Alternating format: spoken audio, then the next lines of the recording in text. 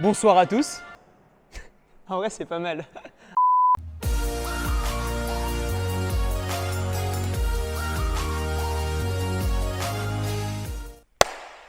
Amis Porschistes, bonjour, j'espère que vous allez bien. Aujourd'hui, je vous retrouve pour un épisode 100% mécanique. Et oui, je sais, on commence fort avec cette saison 3, je vous l'avais promis. Comme vous avez pu le constater dans le titre de cette vidéo, aujourd'hui nous allons changer les plaquettes sur un Cayenne. Alors au niveau du modèle, il s'agit d'un phase 2, donc les Cayenne deuxième génération.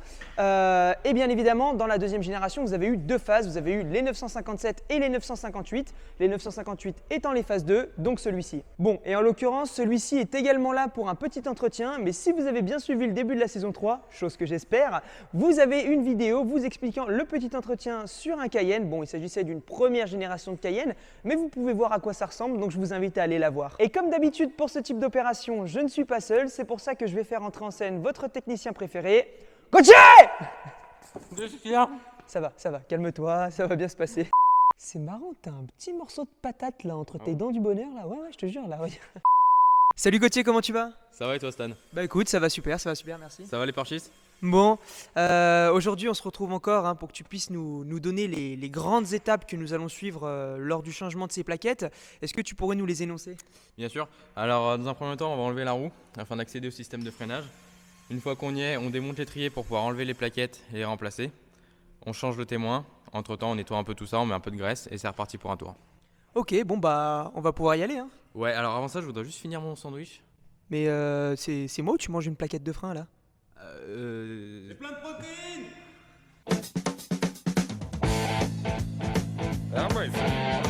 Alors juste avant de commencer, je voulais vous montrer quand même à quoi ressemblent les plaquettes de frein neuves. Donc là ce sont les avants, vous voyez il y a quand même énormément de garniture.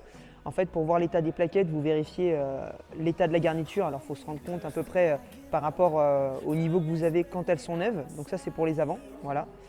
Et ensuite vous avez les plaquettes arrière juste ici, pareil, avec le niveau de garniture qui se situe là, au niveau de mon doigt. Là où on considère qu'elles sont vraiment terminées, c'est à ce niveau-là, là, vous voyez, à la fin de la descente là, de la plaquette, vraiment. Maintenant qu'on a enlevé les goujons de roue, on peut enlever la roue. Petite touche personnelle, moi personnellement j'adore cette couleur verte pour les étriers chez Porsche. C'est toutes les hybrides qui ont ça et franchement j'adore. Ensuite on repousse les pistons de la plaquette. Il faut aussi bien penser à déconnecter le témoin qui pour rappel sert à en fait allumer le voyant au niveau du tableau de bord pour indiquer l'état d'usure des plaquettes. Donc dès qu'il faut les changer, ça sera indiqué sur votre tableau de bord et c'est grâce à ce témoin. Maintenant, on va pouvoir enlever l'étrier et bien évidemment les plaquettes. Donc on va commencer par le desserrer.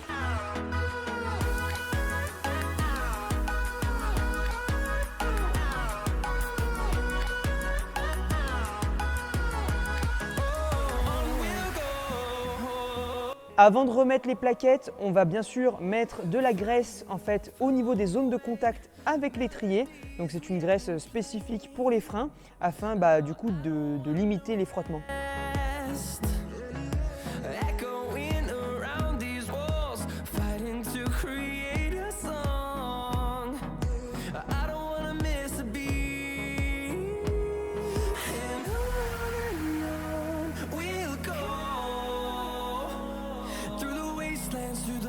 On resserre l'étrier avec les deux vis.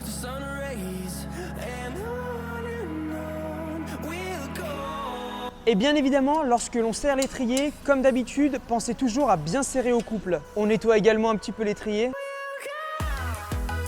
Le témoin tout neuf.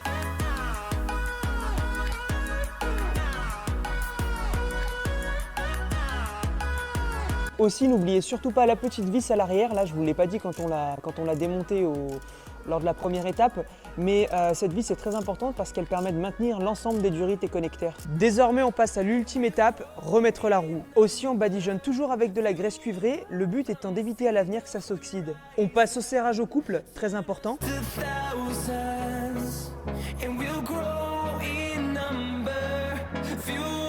Bien évidemment, ça va être exactement le même procédé pour les 3 autres roues. Il y a juste à l'arrière où en fait les étriers sont légèrement différents au niveau de la forme, mais ça ne change absolument rien.